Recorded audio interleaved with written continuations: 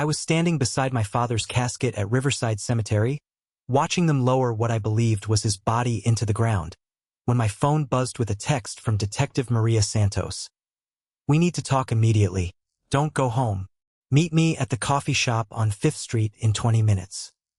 20 minutes later, I was sitting across from Detective Santos, staring at crime scene photos from my father's viewing that made my blood run cold. The casket I'd just watched them bury, the casket I'd kissed goodbye, the casket that was supposed to contain the body of Robert Chen, age 58, who died of a heart attack 3 days earlier, was completely empty. "Mr. Chen, your father's body was never in that coffin," Detective Santos said, sliding a photograph across the table. "But more importantly, we have reason to believe your father isn't actually dead." The photo showed the interior of the casket during a police inspection I'd known nothing about. No body, no personal effects, just expensive satin linings surrounding absolutely nothing. "I don't understand," I managed to say, though my voice sounded like it was coming from someone else. "I saw him in the hospital.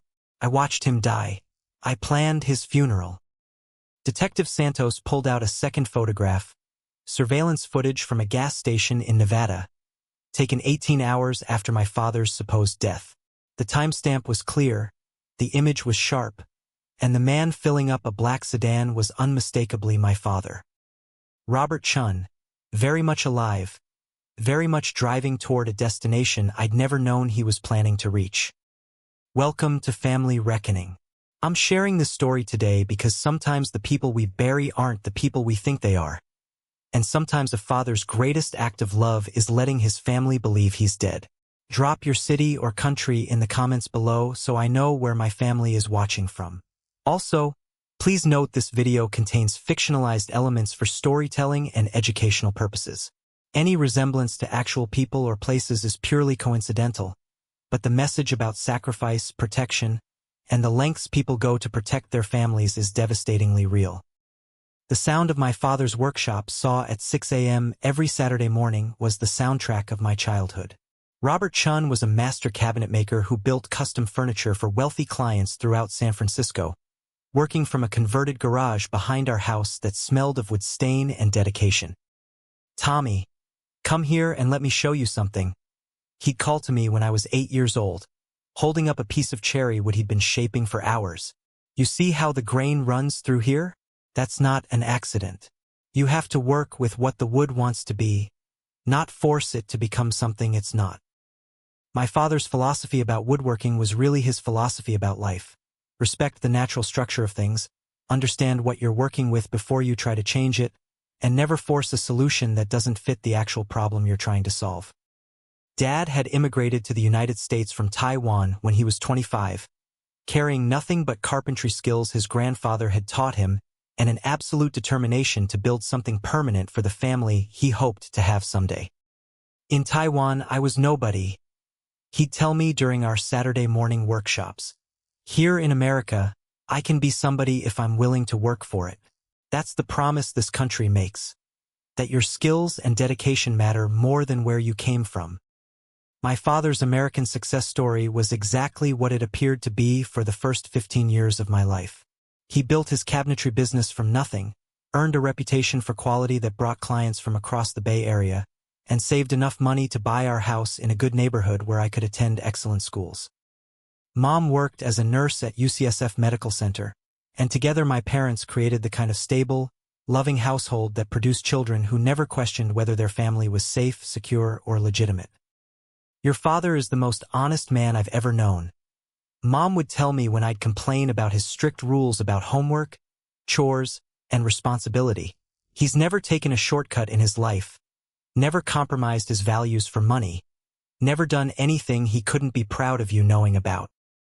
I believed this completely because Dad's character was evident in everything he touched. His furniture was built to last generations. His word was absolutely reliable. His treatment of clients, employees, and family was consistently fair and generous. But around my 16th birthday, I began noticing small changes in Dad's behavior that suggested something was troubling him in ways he didn't discuss with his family. The first sign that something was wrong came when Dad started receiving phone calls that required privacy. He'd been running his business for 15 years, and I'd grown up listening to him discuss projects, deadlines, and client requirements openly at our dinner table. Mrs. Henderson wants mahogany instead of cherry for her dining room set, he'd explain during family meals. It'll cost more and take longer, but mahogany has the grain structure she's looking for. But suddenly, Dad was taking calls that required him to step outside or go into his workshop with the door closed. When these calls ended, he'd return to family activities with a distant expression that suggested his mind was processing something more complex than furniture specifications. "Who was that, Dad?" I'd ask when he'd come back from a 20-minute conversation on the back porch. "Business call. Nothing interesting," he'd reply, but his tone was different, careful rather than casual, like he was choosing his words deliberately instead of speaking naturally. Dad also began working longer hours in his workshop, often staying there until 10 or 11 p.m. even when he didn't have urgent deadlines. Through the workshop windows, I could see him working on projects that didn't look like furniture, small, precise constructions that seemed more technical than artistic. "Dad, what are you building out there?" I asked one evening when I'd brought him coffee and found him assembling what looked like some kind of electronic device. "Special order," he said, covering the project with a cloth before I could see it clearly. "Client wants a custom piece with some unusual specifications." But the work Dad was doing in the evenings looked more like electronics assembly than woodworking. Circuit boards, wires, small components that had nothing to do with cabinetry or furniture construction. The most troubling change was Dad's new preoccupation with our family's security and safety. He installed new deadbolts on all our doors, updated our home security system, and began asking detailed questions about my daily routine, where I went after school, which routes I took home, who I spent time with. "Dad, why are you suddenly worried about home security?" I asked when I found him testing the new locks for the third time in 1 week. "Tommy, I've worked hard to build a good life for this family," he said, checking the window latches methodically. "Part of protecting what we've built is making sure we're careful about who has access to it." It was a reasonable explanation, but Dad's approach to security felt anxious and specific rather than general and precautionary. He was preparing for something particular, not just taking normal safety measures. "Has someone threatened you, Dad?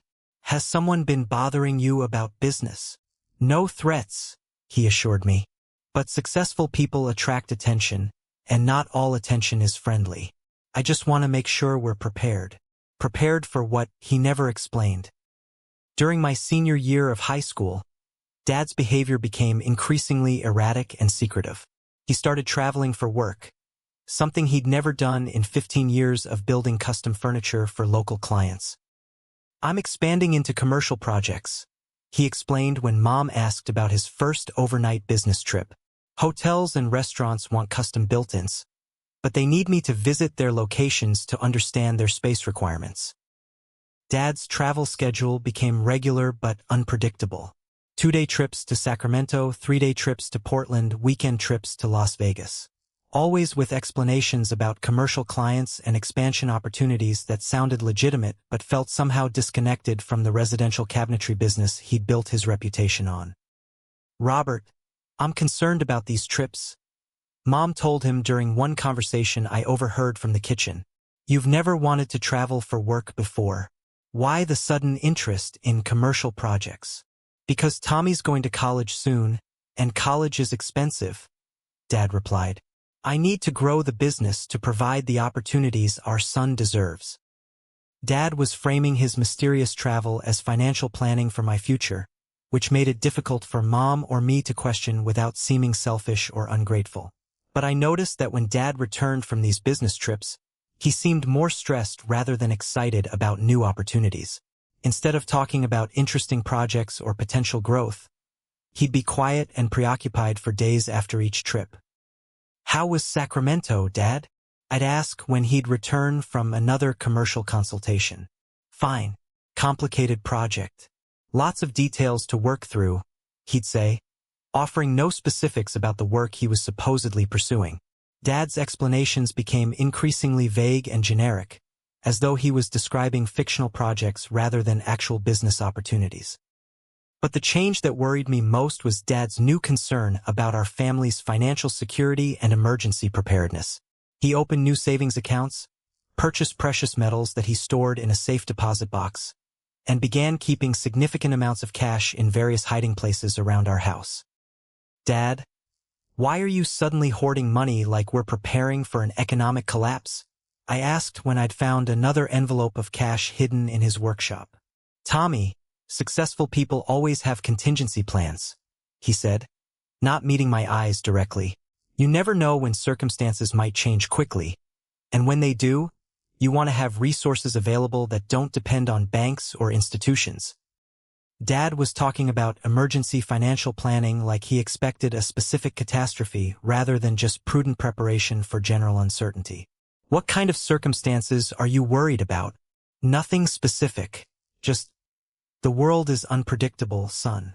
The families who survive unexpected challenges are the families who prepare for possibilities other people don't think about." Possibilities other people don't think about. Dad was preparing for something so unusual that normal families wouldn't consider it a realistic threat. During the spring of my senior year, Dad's health began declining in ways that seemed related to stress rather than physical illness. Dad started having chest pains in April, just 2 months before my high school graduation. At first, he dismissed them as work-related stress and physical exhaustion from long hours in the workshop. "It's nothing serious, Tommy," he assured me when I'd found him sitting on his workbench, breathing heavily after what looked like a minor episode. "Just getting older. The body reminds you that you can't work like you did when you were 25. But Dad's episodes became more frequent and more severe. He'd have to stop working mid-project, sit down until the chest pain passed, then return to his tasks as though nothing had happened.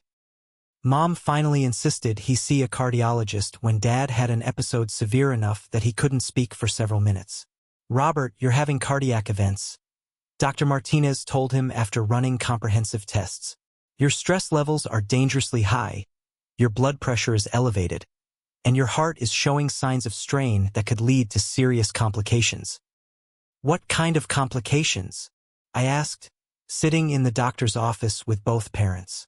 "Heart attack, stroke, or cardiac arrest if Mr. Chun doesn't make significant lifestyle changes to reduce his stress levels."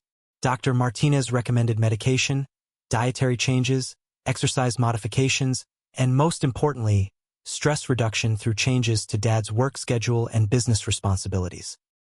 "You need to delegate more, travel less, and prioritize your health over business expansion," Dr. Martinez advised. Dad nodded and promised to follow the doctor's recommendations, but his behavior didn't change. If anything, his mysterious business trips became more frequent, his workshop sessions became longer, and his stress levels seemed to increase rather than decrease. "Robert," Dr. Martinez said, "you need to slow down." Mom reminded him when he was packing for another unexplained business trip. "I will," Dad promised. "After I finish this current project, I'll be able to reduce my travel and focus on local work again." But the current project never seemed to finish. Dad's stress continued escalating, his health continued declining, and his behavior became increasingly distant and preoccupied. 3 weeks before my graduation, Dad had a massive heart attack while working in his garage workshop. I found him collapsed beside his workbench at 7 p.m. when I'd gone to ask him about dinner. He was unconscious, not breathing normally, and surrounded by the electronic components he'd been working on for months. The paramedics worked on Dad for 25 minutes before getting a stable pulse. At the hospital, Dr. Martinez explained that Dad had suffered severe cardiac damage and would require immediate surgery, followed by extensive recovery time. Mr. Chen's heart attack was massive, Dr. Martinez told our family in the ICU waiting room. "We've stabilized him, but the damage is significant. He'll need surgery to implant a defibrillator, and his long-term prognosis will depend on his ability to eliminate stress from his life completely." Dad spent 6 days in intensive care before being moved to a regular room where he could have visitors. But even in the hospital, surrounded by monitoring equipment and restricted to bed rest, Dad seemed agitated and preoccupied rather than focused on recovery. "Tommy," he told me during one of our private conversations, If something happens to me, I need you to take care of your mother. I need you to make sure she has everything she needs. Dad, nothing's going to happen to you. You're going to recover and we're going to figure out how to reduce your stress levels. I hope so, son. But just in case, I need you to know that everything I've done has been to protect this family. Even the things that might not make sense to you. Dad was talking like he expected to die, despite medical reassurances that his condition was treatable and his prognosis was good with proper lifestyle changes. 2 days later, Dad's heart monitor showed cardiac arrest at 3:47 a.m. Despite 30 minutes of resuscitation efforts, Dr. Martinez declared him dead at 4:23 a.m. on a Thursday morning in June, 1 week before my high school graduation. Before I tell you about the investigation that revealed my father's empty coffin and the photograph that explained everything, let me know you're still invested. Comment, "Still here?" or drop 100 points below so I know you're following along. What comes next is where 15 years of what I thought was honest family life met one moment of devastating truth, and where I learned that sometimes fathers fake their own deaths to protect the children they love most. And just a heads up, the following events incorporate some dramatic storytelling elements for educational purposes. If that's not your style, feel free to click away now. But if you want to see how elaborate deceptions can be motivated by parental love, let's keep going. Dad's funeral was held 3 days after his death at Riverside Memorial, a beautiful cemetery where my paternal grandparents were also buried. We'd chosen a traditional service that reflected Dad's values. Simple, dignified, focused on family and the work he'd built rather than elaborate displays of grief. "Your father was a man who built things that lasted," Pastor Williams said during the eulogy. "He built furniture that will serve families for generations. He built a business based on integrity and craftsmanship, and most importantly, he built a family foundation strong enough to support his wife and son through this difficult time." I was one of the pallbearers, carrying Dad's casket from the funeral home to the hearse, then from the hearse to the graveside. The casket felt appropriately heavy, solid wood construction that Dad would have approved of, containing the body of a man who'd worked with his hands his entire life. At the graveside, I kissed the casket goodbye before they lowered it into the ground, whispering a promise that I'd take care of Mom and carry on the values Dad had taught me about honest work and family loyalty. But as the cemetery workers were filling the grave, I received the text from Detective Santos that would change my understanding of everything. "We need to talk immediately. Don't go home. Meet me at the coffee shop on 5th Street in 20 minutes. Detective Santos was a financial crimes investigator with the San Francisco Police Department. She'd been investigating a case involving money laundering and electronic device manufacturing that had somehow intersected with my father's death. "Mr. Chun, I'm sorry for your loss, but I need to inform you that your father's death is now part of an active criminal investigation," she said, settling into the coffee shop booth with files and photographs spread between us. "I don't understand. Dad died of a heart attack. What criminal investigation? Your father was under FBI surveillance for the past 18 months, as part of an investigation into illegal electronics manufacturing and money laundering operations based in the Bay Area." The room seemed to spin around me. "That's impossible. My father built furniture. He was a cabinet maker. Your father was a skilled electronics engineer who'd been manufacturing surveillance equipment, communication devices, and identity documentation tools for criminal organizations throughout Northern California." Detective Santos showed me surveillance photographs of my father entering and leaving warehouses I'd never seen, meeting with people I didn't recognize, and transporting electronic equipment that had nothing to do with custom furniture. "Mr. Chun, your father wasn't expanding into commercial cabinetry.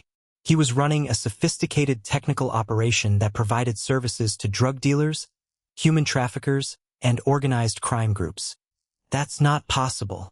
My father was the most honest man I've ever known."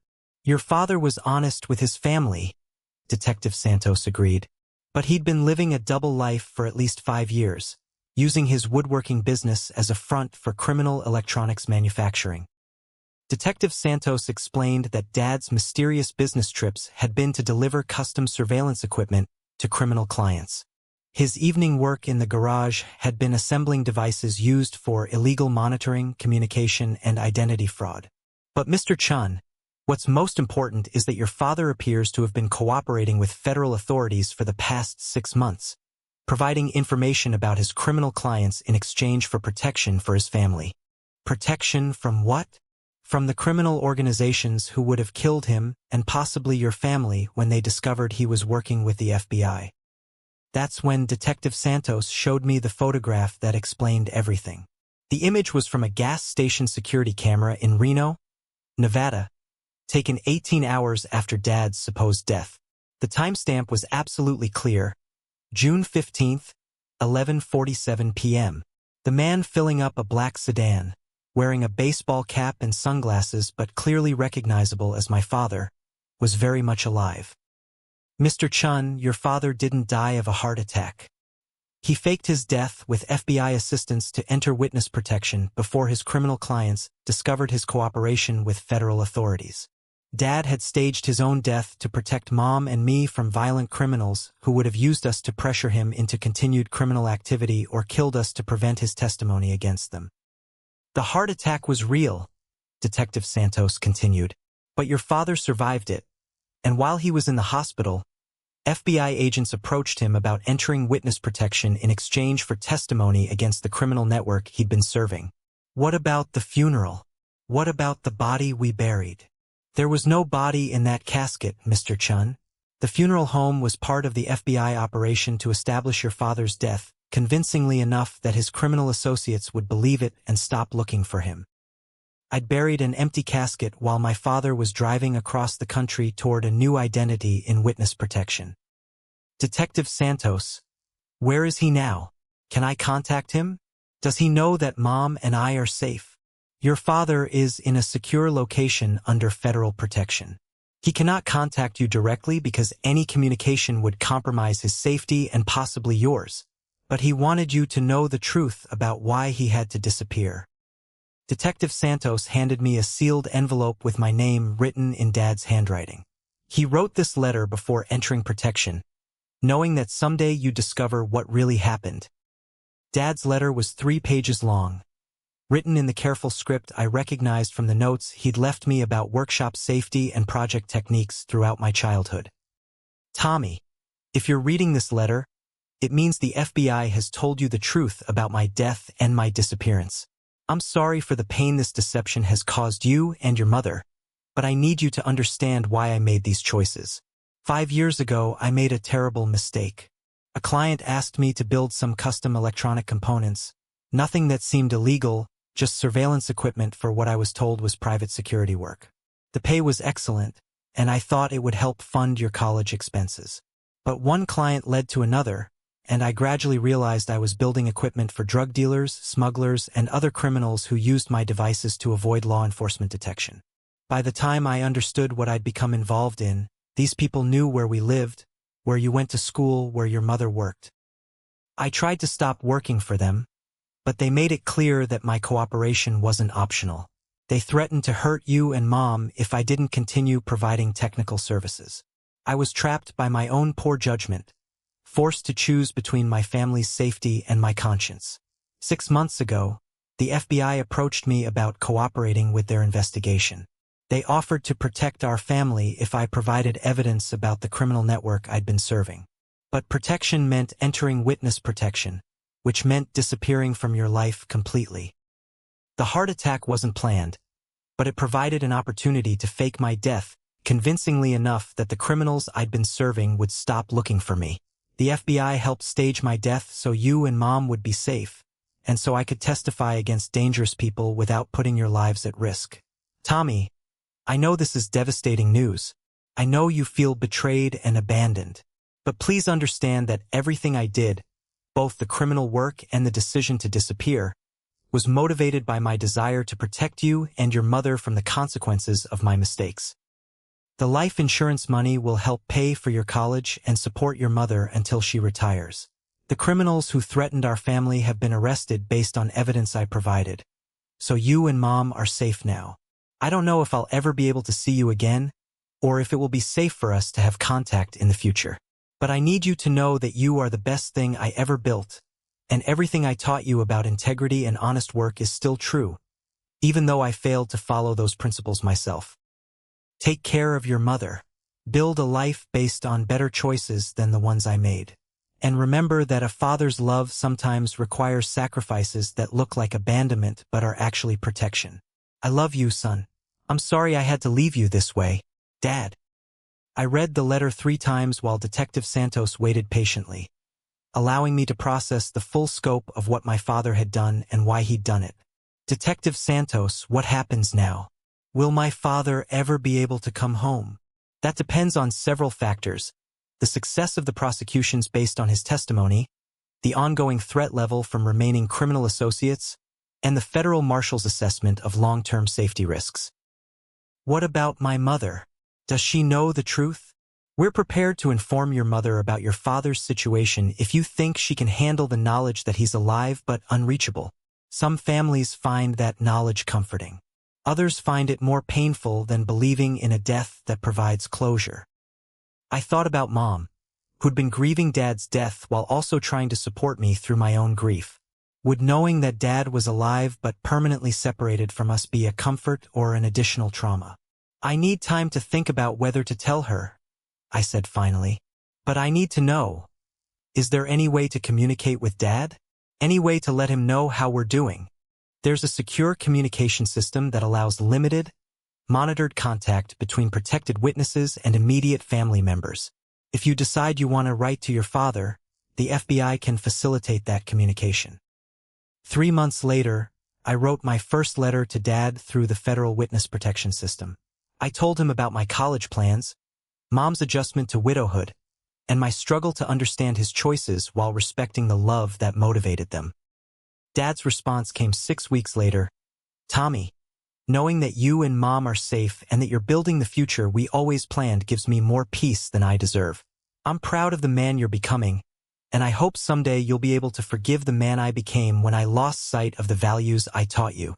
I can't tell you where I am or what I'm doing now, but I can tell you that I think about you and Mom every day, and that I'm grateful for every morning I wake up knowing you're both safe because of the choices we made. Love, Dad. 6 years later, I'm a graduate engineer working for a clean energy company, building technology that helps solve environmental problems rather than enabling criminal activity. Mom knows the truth about Dad's situation now. I told her 2 years after the funeral, and she's found comfort in knowing he's alive even though he can't be part of our lives. I always suspected something was wrong during those final months. Mom told me when I'd explained Dad's real situation. He was so stressed, so secretive, so different from the man I'd been married to for 20 years. Knowing that he was trying to protect us helps me understand why he seemed so tormented. Mom and I receive occasional letters from Dad through the federal protection system. He can't tell us details about his new life, but he shares his pride in our achievements and his gratitude that his sacrifices made our safety possible. I miss him every day, Mom said during our most recent conversation about Dad's situation. But I'm grateful that he's alive somewhere, building a new life, instead of dead because of the mistakes he made trying to provide for our family. Dad's criminal associates were convicted and sentenced to long prison terms based on his testimony. The federal marshals believe the threat to our family has been eliminated, but Dad remains in protection because some of the criminal network members were never captured. There's always a possibility that your father's protection status could change in the future, Detective Santos explained during our most recent update. If law enforcement can account for all remaining threats, he might be able to resume limited contact with family members. But for now, we live with the knowledge that Dad is alive but unreachable, that his love for us required the ultimate sacrifice of disappearing from our lives to ensure our safety.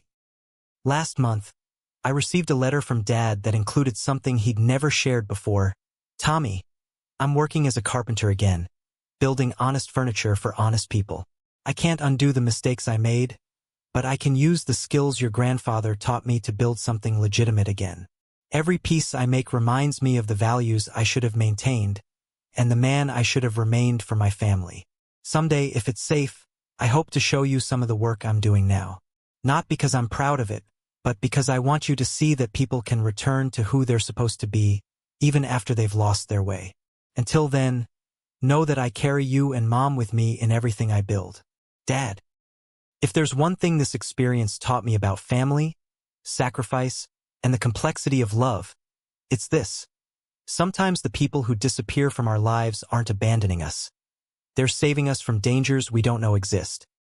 Dad's fake death felt like the ultimate abandonment until I understood that he was protecting Mom and me from violent criminals who would have killed us to control him. His 5-year absence felt like a betrayal until I learned that every day he stayed away was another day he ensured our safety. To everyone who's lost someone under mysterious circumstances, consider the possibility that you don't know the whole story. Some people disappear because they're selfish or irresponsible, but others disappear because staying in your life would put you in mortal danger. And to everyone who's facing impossible choices between protecting the people you love and staying in their lives, there might be help available that you haven't considered. Contact law enforcement, seek protection services, explore alternatives to disappearing that might allow you to keep your family safe without sacrificing your relationship with them. These family stories aren't easy to tell. They require admitting that love sometimes requires sacrifices that look exactly like betrayal, and that the people who seem to hurt us most might actually be saving us in ways we'll never fully understand.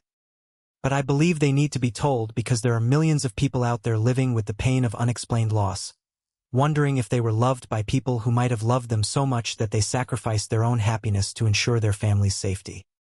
If this story reached something in you, if you've ever buried someone who might not be dead, or if you've ever had to choose between someone's safety and their presence in your life, I want you to know, love doesn't always look the way we expect it to look. Sometimes the greatest acts of love require the greatest sacrifices. Thank you for staying with this story until the end. If it helped you understand something about sacrifice, protection, or the complexity of family loyalty, please share it. Subscribe to Family Reckoning so you never miss another story about families learning that love and loss aren't always what they appear to be. And remember, sometimes an empty coffin contains more love than a full one. Sometimes the people who disappear from our lives are the people who love us most. The question isn't whether they loved us. It's whether we can understand the kind of love that requires such devastating sacrifice. Note, this story contains dramatic elements created for educational and entertainment purposes. While based on real patterns of witness protection and family sacrifice, specific details have been crafted to illustrate important principles about love and protection. Always contact appropriate authorities if you suspect criminal activity or if your family is in danger.